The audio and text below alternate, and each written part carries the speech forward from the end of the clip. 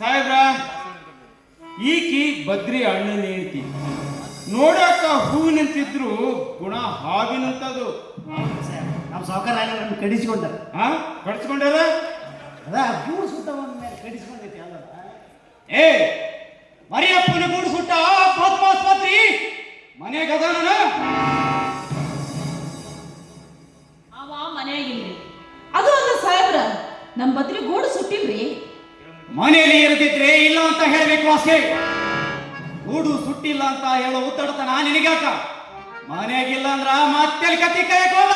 ಅವನೇ ನಮ್ಮ ಮನೆಯಿಂದ ಹೊರಗೆ ಹಾಕಿ 6 ದಿನ ಆಯ್ತು. ಕಾನ್ಸ್ಟೇಬಲ್, ಇವಳೇನೇ ನೋಡ್ತಾ ನಿಂತಿದ್ಯಾ? ಒಳಗಡೆ ಹೋಗಿ ಶೋಧನೆ ಮಾಡು.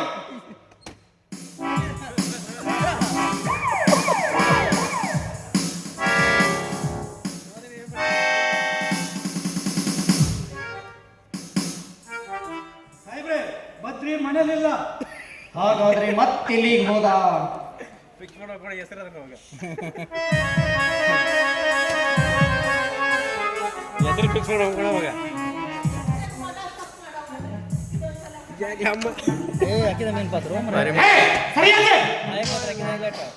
ಮಗನಿಗೆ ಬುದ್ಧಿ ಮಾತು ಹೇಳೋದು ಬಿಟ್ಟು ಈಗ ನನ್ನ ಕಾಲು ಹಿಡಿಯಕ್ ಬಂದಿ.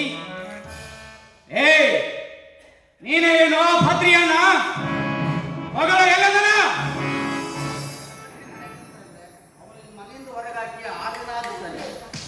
ಸಿದ್ಧ ಬದ್ರಿ ಮನೆ ಆಗದ ಅಂತ 3 ಮಂದಿಯಲ್ಲೇ ಹೇಳ್ತಾರಲ್ಲ, ಹೇಳ್ಬಿಡು. ಒಳ್ಳೆ ಮಾತ್ನಾಗ ನೀವೆಲ್ಲ ಹೇಳ್ತೀರ. ನಾ ಹೇಳಿಸ್ತ ಸಿದ್ದಣ್ಣ, ನೀನು ಭಾಳ ಒಳ್ಳೆ ಹುಡುಗ, ಸುಳ್ಳು ಹೇಳುವಂಕಾರ ಅಲ್ಲ. ನೀನು ತಮ್ಮ ಬದ್ರಿ ಎಲ್ಲಿದನಂತ ನೀ ಅಷ್ಟ ಹೇಳು. ಒಡಿಲಾರ್ದಂಗೆ ನಾ ಸಾಯೋಗಿ ಹೇಳ್ಕೊಟ್ಟೆ. ನಿಜವಾಗ್ಲೂ ಗೊತ್ತಿಲ್ರಿ ಕುಕ್ಕಣ್ಣರ, ನಾನು ಯಾಕೆ ಸುಳ್ಳು ಹೇಳಿ?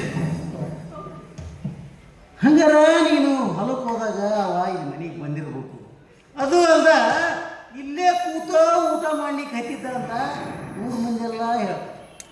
ಅಲ್ದ ಈ ಬೈರು ಸಹಿತ ನನ್ನ ಕಣ್ಣಾರೆ ನಾನಾ ಕಂಡಿನಿ ಅಂತಾನ. ಹ್ಞೂನ್ರಿ ಸಾಹೇಬ್ರ, ನನ್ನ ಕಣ್ಣಾರೆ ನಾನಾ ನೋಡಿನಿ. ಮತ್ತೇನು ಉಳಿತು? ಎಲ್ಲ ನಿಕಾಲಿ. ನಿಜ ಹೇಳ್ಬೇಕಂದ್ರ ಈ ಸುದ್ದಿ ಈ ತಾಯಿ ಮಗನ್ ಗೊತ್ತಿಲ್ಲ. ಏನು ಗೊತ್ತಿರೋದು ಆ ಗೊತ್ತಿಗಾರಿಕೆ ನಿಂತೈತಲ್ರಿ ಆ ಹುಡುಗಿಗೆ. ಹೆಣ್ಣಿನ ಬಣ್ಣ ನೋಡಿ ಗುಣ ಅಳಿಬಾರ್ದು, ಕಣ್ಣು ನೋಡಿ ಅರ್ಥ ಮಾಡ್ಕೋಬೇಕು. ಮಾತಿಗೆ ಮಾವಿನಕಾಯಿ ಉದುರುದ್ರು ಸಾಹೇಬ್ರ, ಇದಕ್ಕೆ ಬಡ್ಸ್ಬೇಕ್ರಿ, ಬಡ್ಸ್ಬೇಕು. ಇಂಥ 1000 ಹೆಣ್ಣುಗಳ ಗೊತ್ತು ಬಯಲಿಗಿಳಿದ ವ್ಯಕ್ತಿ ನಾನು. ಇನ್ನು ಇಂಥವಳು ಪಾಡೇನು? ಹಾ ಹೇಳ. ನನಗೆ ಗೊತ್ತಿಲ್ಲ ಅವ ಹೇಳಿದಾನಂತ ಹೇಳಿ. ಗೊತ್ತಿಲ್ಲ, ನಿಜ ಹೇಳು. ನನ್ನ ಜೀವ ಹೋದ್ರು ನಾ ಹೇಳೋದಿಲ್ಲ ಬದ್ರಿ ಇರೋ ಜಾಗ. ಹೋದ್ರು ಹೇಳುವುದಿಲ್ಲ. ನೋಡು, ನಿನ್ನ ಮೈ ಚರ್ಮನ ಸುಲಿತೀನಿ, ಹೇಳ. ಅಷ್ಟ ಮಾಡ್ರಿ. ಮೈ ಚರ್ಮ ಸುಲಿಯೋದ್ರ ಜೊತೆ ನಮ್ಮ ಕರ್ಮನೂ ಕಳೆದು ಹೋಗುತ್ತ. ಆಗ್ಲಾದ್ರೂ ನಮ್ಮನ್ನು ಹುಟ್ಟಿಸಿದ ದೇವರಿಗೆ ನಮ್ಮ ಮೇಲೆ ಕರುಣೆ ಬಂದಾದ್ರೂ ಬರುತ್ತ. ನಿನ್ನ ಪುರಾಣ ಕೇಳಕ್ಕಲ್ಲ ಅವ್ರು ಹೊಡಿತಾ ಇರೋದು.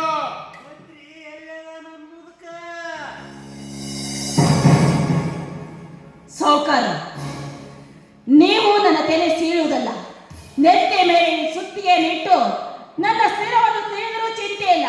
ಆದ್ರೆ ಬದ್ರಿ ಇರುವ ಸ್ಥಳವನ್ನು ನಾನು ಹೇಳೋದಿಲ್ಲ. ಸಾಹೇಬ್ರ, ಗೊತ್ತಿದ್ರು ಗೊತ್ತಿಲ್ಲ ಅಂತ ಹೆಂಗ್ ಹೇಳ್ತೀರಿ? ಹೇಳ್ತೀನಿ ತಡ್ರಿ. ಮರದ ಮುಖದಿಂದ ಮಾತಾಡಿಸಿದ ವ್ಯಕ್ತಿ ನಾನು. ಕಾನ್ಸ್ಟೇಬಲ್, ಹೊರಗಡೆ ಹೋಗಿ ಒಂದು ಭಾರವಾದ ಕಲ್ಲು ತಂದು ಈಕಿ ತಲೆ ಮೇಲೆ ಹೋರ್ಸ್ರಿ. ಹೇಳೋವರೆಗೂ ಹೊತ್ಕೊಂಡಾಗಿಲ್ಲ. ಏ ತಮ್ಮಲ್ಲಿ ಮುತ್ಯ,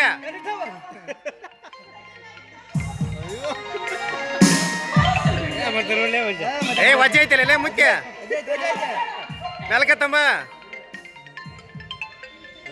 ಮೆಲ್ಕ ಮುತ್ಯ, ಬಾಂಬ್ ಬ್ಲಾಸ್ಟ್ ಆಗತ್ತ.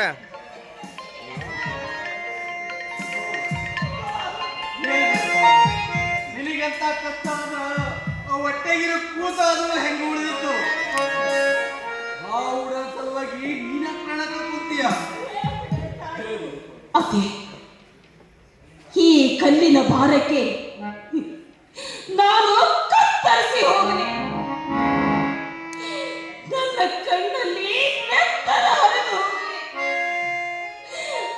ಈ ಕಲ್ಲಿನ ಭಾರಕ್ಕೆ ನನ್ನ ಹೊಟ್ಟೆಯಲ್ಲಿರುವ ಕೂಸು ಸತ್ತು ಸ್ವರ್ಗ ಸೇರಲಿ.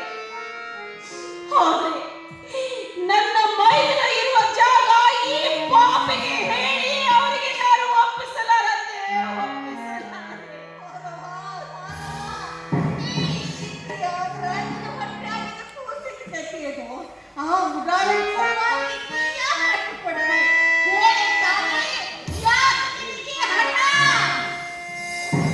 ಇದು ಹಠ ಅಲ್ಲತೆ, ಹಠ ಅಲ್ಲ. ಅಂದು ನೀವೇ ನನ್ನ ಕೈಯಲ್ಲಿ ಹಾಲನ್ನು ಕೊಟ್ಟು ನನ್ನ ಮೈದನಿಗೆ ಹಾಲನ್ನು ಕುಡಿಸಿ ನನ್ನ ಮಾತೆಯನ್ನಾಗಿ ಮಾಡಿದರೆ, ಈಗ ನನ್ನ ಮೈದನನ್ನ ಈ ಮೃಗಗಳಿಗೆ ಒಪ್ಪಿಸಿ ಮೃತ್ಯು ಆಗುವಂತ ನಾನೇ ಹೇಳಬೇಕನ್ನತ್ತೆ. ಈ ಮಾತನ್ನ ಹೇಳುವುದಕ್ಕೆ ಇದು ನ್ಯಾಯವೇ, ನಿನಗೆ ಧರ್ಮವಾಗಿ ಕಾಣುತ್ತದೆ ಅನ್ನತ್ತೆ. ನೋಡಿ, ಈ ದುರಂತವನ್ನ ನಿಮ್ಮಿಂದ ನೋಡದಾಗ್ತಿದ್ರೆ ಇಲ್ಲಿಂದ ಹೊರಟು ಹೋಗ್ಬಿಡಿ ಅತ್ತೆ, ಹೊರಟು ಹೋಗಿ.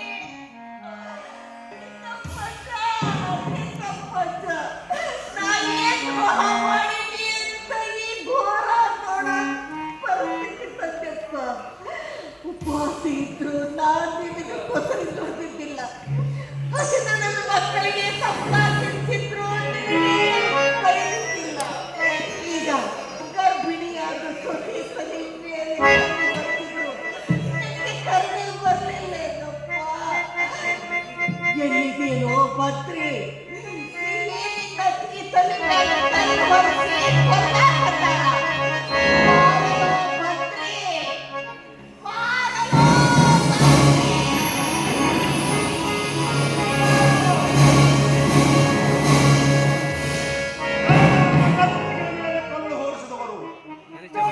ಮುದ್ದೆ ಬಡಿತಾರ ನಿನ್ನ ಈ ಮುದ್ದೆ ಬರ್ತ ನೋಡಿ ಏ ಮುದ್ದೆ ಏನು ಕರೀತೀರೋ ಹಿಡ್ಕರಿ ಅವನ ಅನ್ನಿಸ್ರಿ. ಈಗ ಕಟ್ರಿ ಬಿಡ್ಬೇಡಿ ಅವನ. ಬೇಡಿ ಬಿಗಿತಂಗ ಹಾಕ್ರಿ, ಹಾಕಿ ಕಟ್ರಿ. ಆಯ್ತು, ಮುರಿತಲ್ಲ ಅದ್ರ ದರ್ಪ. ಇನ್ನೇನಿದ್ರು ಹೆರಿಗೆ ಕಟ್ಟೋದ ಕೊಲ್ಲ.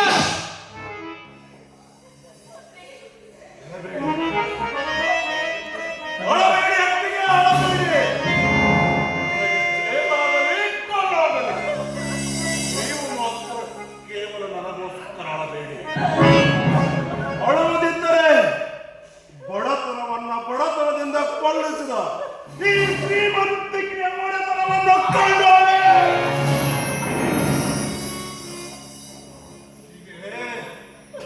ನಮ್ಮಂತೆ ಬಡವರಾದರು ಶ್ರೀಮಂತರು ಹಾಕುವ ಯಂತ್ರ ಕಾಸಿಗೆ ಬಾಯಿ ಒಡ್ಡುವ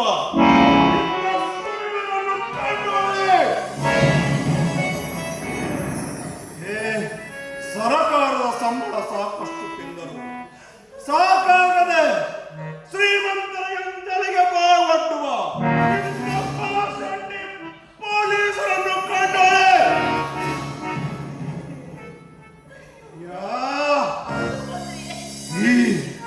ಈ ಕುತ್ತಿನಿಂದ ನಾನು ಹೊರಬಂದದ್ದಾದರೆ ನಿನಗೆ ಮುಂದೆ ಉಳಿಗಾಲವಿಲ್ಲ.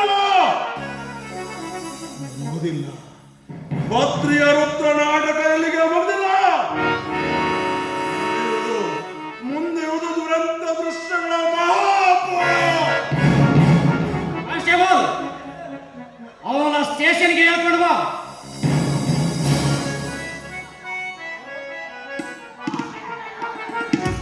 ಏ ಜೋರಾಗಿ ಹೇಳಿಲ್ಲ ಮುದ್ದೆ